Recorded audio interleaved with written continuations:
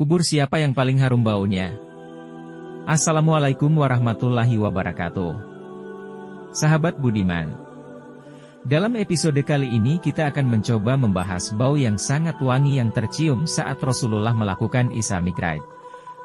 Setelah jin Ifrit tersungkur di saat Rasulullah melakukan Isra Mi'raj, beliau Rasulullah Shallallahu Alaihi Wasallam mencium aroma yang sangat wangi dan akhirnya beliau pun bertanya pada Jibril perihal aroma tersebut, lalu Jibril alaihi salam pun menjawabnya bahwa aroma wangi tersebut bersumber dari makam wanita yang sangat mulia beserta anak-anaknya, yaitu seorang wanita tukang sisir keluarga Fir'aun, raja yang terkenal amat kejam dan bengis.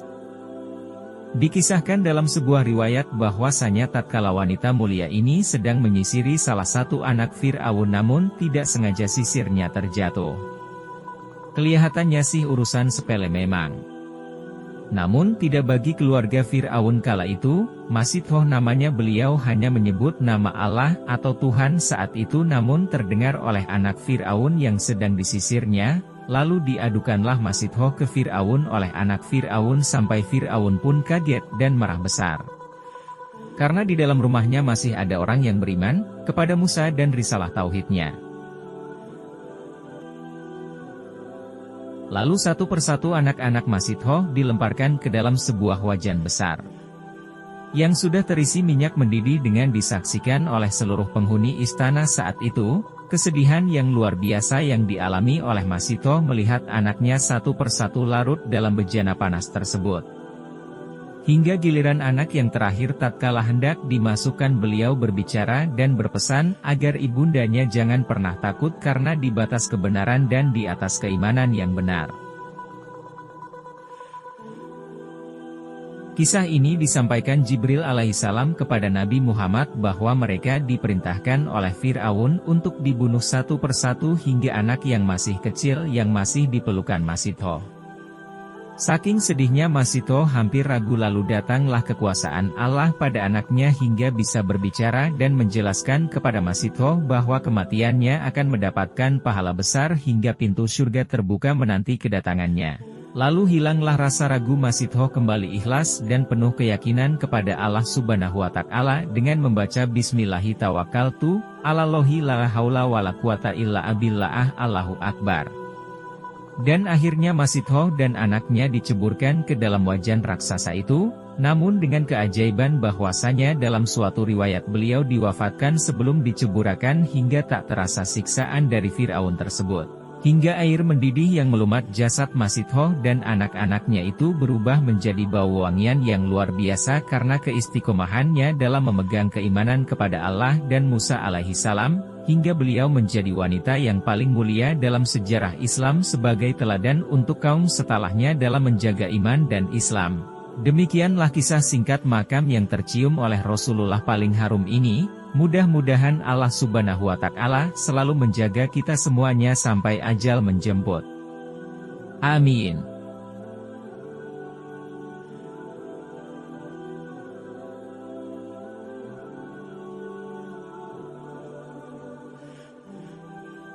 Hikmah di balik kisah Masitoh ini banyak sekali dan menjadi pelajaran penting bagi seorang muslim dalam menjaga dan memegang teguh iman dan Islamnya. Sehingga beliau Masitoh ini masuk ke dalam perempuan ahli surga yang sangat pantas untuk menjadi teladan. Walaupun hidupnya jauh dari zaman kita semua, beliau hidup di zaman keluarga raja yang sangat diktator, kejam dan bengis. Berbagai ujian sudah dilewatinya, dari suaminya yang dibunuh dengan keji oleh Fir'aun, sampai anak-anaknya juga ikut menjadi korban kekejaman Fir'aun.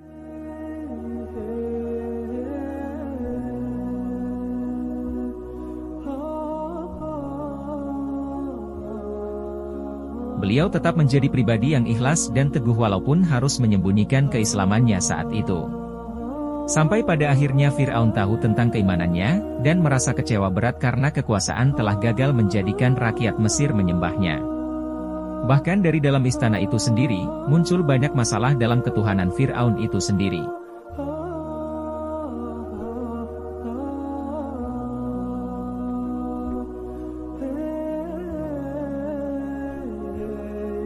Pada dasarnya rakyat Mesir telah lama memeluk agama Ibrahim atau Muslim. Lalu setelah datang raja-raja yang bengis dan menganggap dirinya Tuhan, dengan segala upaya untuk merubah keyakinan rakyatnya sehingga Allah Subhanahu wa Ta'ala utus Nabi Musa untuk mendakwahkan kembali Islam di Mesir dan untuk menyelamatkan kembali bangsa Israel saat itu.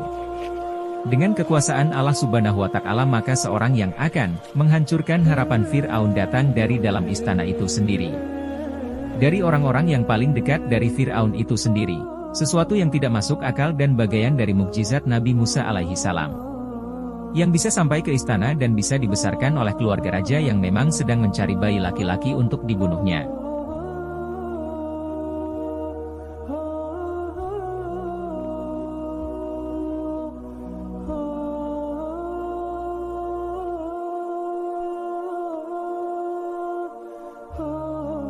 Ini pelajaran yang sangat penting bahwasanya seberat apapun ujian hendaknya tetap bersabar dan istiqomah, karena hakikatnya kehidupan sesungguhnya adalah di akhirat kelak. Dan Allah Subhanahu wa Ta'ala pun sudah memberikan banyak contoh manusia-manusia yang konsisten dalam mempertahankan keimanan baik di zaman sebelum Nabi Muhammad ataupun setelahnya, namun tetaplah banyak di antara manusia yang futur dan goyah bahkan kehilangan keimanannya karena tipisnya iman atau kurangnya keikhlasan dan keyakinannya. Memang hanya orang-orang yang dipilih oleh Allah Subhanahu wa Ta'ala saja yang mampu menghadapinya. Dan tidaklah mungkin manusia yang telah menyatakan keimanannya lalu tidak diuji, maka selalulah berusaha untuk mendekat dan memohon petunjuk dari Allah Subhanahu wa Ta'ala karena hebatnya godaan syaitan dan lemahnya hati manusia yang pada dasarnya selalu butuh petunjuk dan ilmunya untuk bisa menapaki perjalanan kehidupannya yang singkat dan sangat menentukan ini. Dan akhirnya kita memohon ampun kepada Allah Subhanahu wa Ta'ala dari segala kesalahan dan meminta maaf kepada pemirsa semuanya jika ada yang kurang berkenan. Wassalamualaikum warahmatullahi wabarakatuh.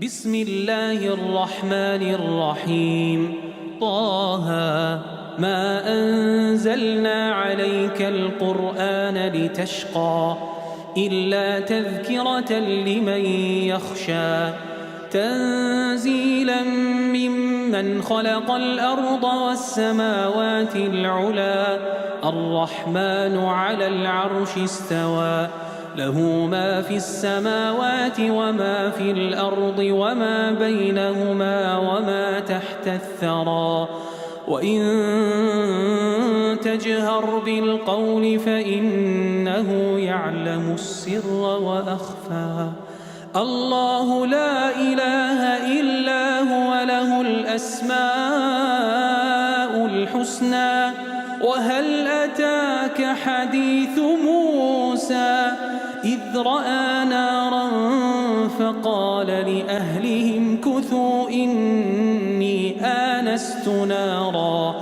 لعلي آتيكم منها بقبس أو أجد على النار هدى فلما أتاها نودي يا موسى إني أنا ربك فاخلع نعليك إنك بالوادي المقدس طوى وأنا اخترتك فاستمع لما يوحى إنني أنا الله لا إله إلا أنا فاعبدني وأقم الصلاة لذكري إن الساعة آتية أكاد أخفيها لتجزى كل نفس بما تسعى فلا يصدنك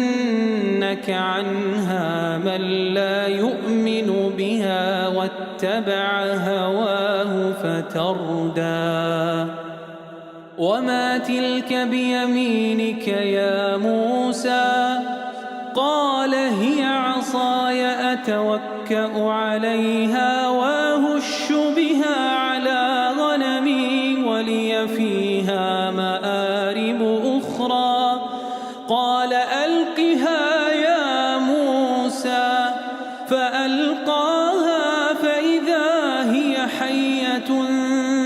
تسعى قال خذها ولا تخف سنعيدها سيرتها الأولى